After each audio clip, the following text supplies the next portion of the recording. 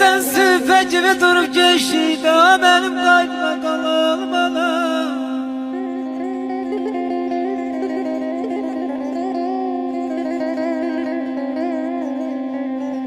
Bazen süphe gibi durup geçti daha benim kaydıma kalan bana. Her dem kulağımda yahta beşide bana şirin şirin layla çalan bana, çalan bana.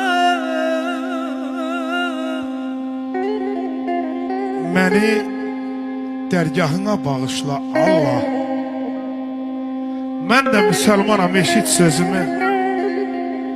Oğullar Məkkənin daşından qabaq ana əllərinə sırtsın üzünü. Ay ana, yamanca yadıma düşür.